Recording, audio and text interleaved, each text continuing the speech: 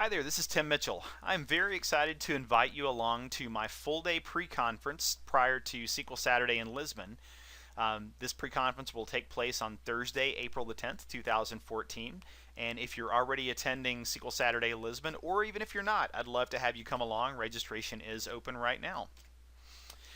For those who don't know me, just a little bit about me. Again, my name is Tim Mitchell. I am a full-time business intelligence consultant. I work with a group called Linchpin People. I'm a group principal in the data integration group. We specialize in data integration, analytics, database health and wellness, and performance. I've been a SQL Server MVP since 2010, and if you want to follow along with some of the things that I do, I blog at timmitchell.net, and then I'm on Twitter at tim_Mitchell. So some of the things that we'll cover, I've got a lot of lessons that I've learned, many of which I've learned the hard way.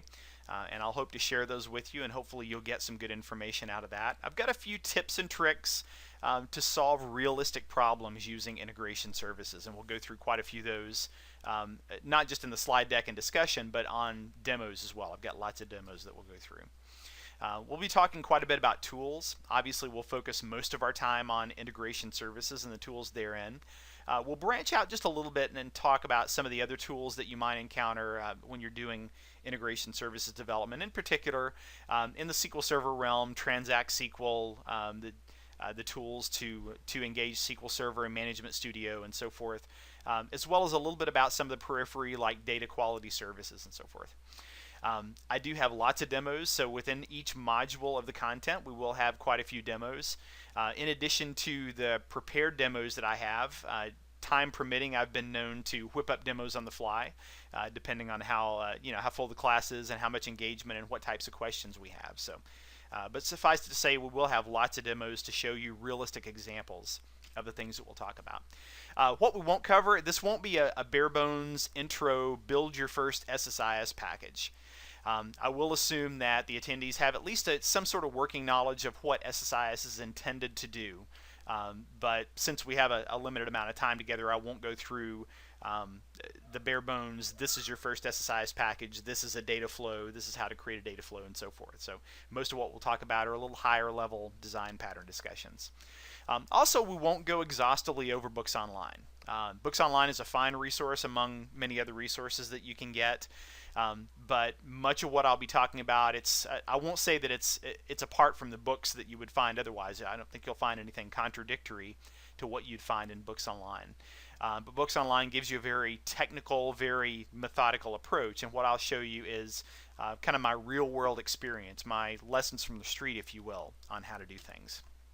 So the environment in which we'll be working, I use SSIS 2012, SQL Server 2014, and SQL Server Data Tools 2010. Now, most of what we're talking about, like I mentioned earlier, is circulated around design patterns and not necessarily how one particular tool or one particular edition works. Now, as we go along, we will find some things that are specific to one particular version, say it's an enterprise-only feature, or this is a 2012 only feature or whatnot.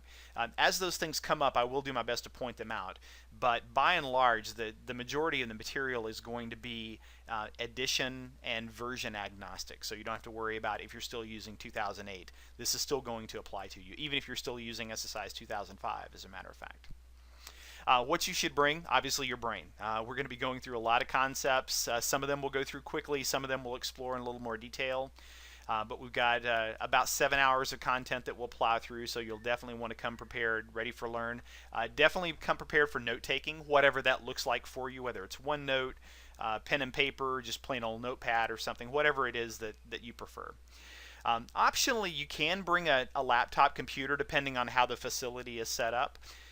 If you want to bring your laptop, if it's running SQL Server and BIDS or SSDT or some version of Visual Studio that supports integration services, you're welcome to follow along with some of the things that we're talking about.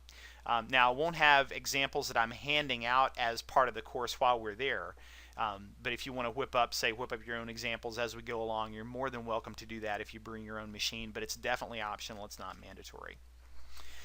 As far as the audience goes, some of the audience members that we've had in the past, I've had SSIS developers of all flavors. Some of them had just developed maybe just a few packages. Others had spent several years in integration services, and I've had a lot of good compliments out of folks who were at various skill levels of their SSIS career who have gotten quite a bit out of the course. As well, people who didn't use integration services on a daily basis, DBAs, for example, who occasionally use integration services, but it's not their primary tool. I've had quite a few of them come through, as well as software developers. Some of those have come through and just wanted to get a better understanding of what SSIS was and how it worked and so forth. I also get a few project managers who have come through, and actually I've gotten some of my best compliments out of project managers, even some of the less technical project managers. Because I think I go through, the material that I go through gives a good overall description of how your SSIS and your SSIS ecosystem should work together. Things like logging, data quality, performance, and things like that. So ideally someone would have experience with the product, but even people who are non-technical who have attended have gotten quite a bit out of the course. If I were to describe the ideal candidate, it would be someone who does have at least a general understanding of integration services, the moving parts therein, and so forth. Don't have to be an expert. SSIS doesn't have to be the thing that you use the most at your job, but some experience with integration services is definitely helpful.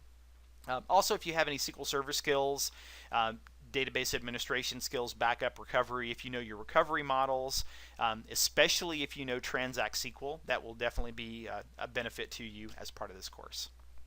So some of the things that we'll talk about, I like to talk about planning for failure when you're talking about integration services, and that's one of the things that we'll go over. Talking about things like error detection, capturing errors before they become errors, and so forth. Detecting data anomalies that don't necessarily represent errors in your data, but represent an unusual situation within your data. And building error-resistant packages. So we've all gotten that call at 2 or 3 a.m., some process failed. We don't want that to be the first time we've ever experienced that. We want to have thought through when this package fails, when this process fails, what happens. And that's what we talk about when we talk about planning for failure. I'll talk a little about taking notes, in particular logging and integration services. Nobody likes to talk about logging. Frankly, it's not one of the things that's my favorite topic to talk about. But logging is a key component of any successful ETL initiative. So we'll talk a little bit about logging. We'll talk about some of the tools that you can use in integration services to create and manage your SSIS logs, as well as some best practices around that. Since we're talking about SSIS for a full day, we'll definitely talk about performance. I've got a few hot spots that I do want to mention in terms of performance, things to look for as far as how your packages are performing. Quicksand, you want to stay out of certain areas of SSIS and know that certain areas are more prone to performance problems than others. And we'll talk about some of those design patterns for good performance. Clean it up, in particular data quality and data cleansing. So we'll talk about how to recognize bad data in your system, hopefully how to head it off before it gets there. But if you find that you do have bad data in your system, some of the ways that you can remediate that. At this point, we'll talk a little bit about data quality services. That's not a proper part of integration services, but it is fairly tightly coupled with integration services. So we'll talk a little bit about how data quality services and integration services work together. One of my favorite topics to talk about is scripting, and I call this my Swiss Army knife. Scripting has gotten me out of quite a few jams in ETL, in particular situations that I got into that the native tools either couldn't get me where I needed to be or couldn't easily get me where I needed to be. So we'll talk a little bit about both the script task as well as the script component, and I've got some demos around that to show some examples of realistic problems that I've solved using scripting. We'll talk a little bit about new versions of integration services, in particular 2012. I know it sounds a little unusual to talk about new features in 2012 when we're in 2014, but I have seen a couple of things in delivering this course. There's quite a few folks who are not yet on 2012, and even those who are over on 2012, they may not yet be using all the new features or might not yet be comfortable with all the new features. So we'll talk about some of the new features on 2012, and I've got a few examples to show how you can use those features. Finally, we'll talk about having a bag of tricks. I'm a big fan of code reuse, and in particular, never writing the same code twice, or specifically never solving the same problem twice.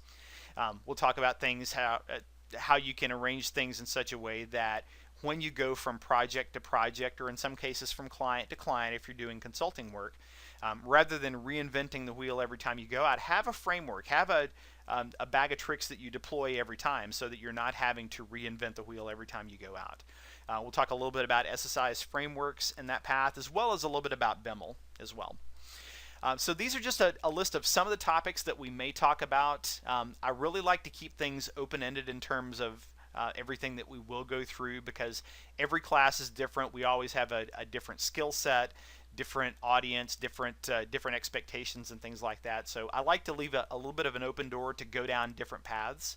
I think the things that I've explained here are common elements that I normally deliver as part of this course, but we do have some extra time toward the end if someone wants to go into something in more detail, if something's not clear, or if something really excites you all as part of the course and you want to spend a little more time digging into that. So I can't tell you how excited I am about this course. It's one that I've done quite a few times in the past. I've added some improvements in the last few months specific to the Lisbon delivery, so I really look forward to seeing you guys.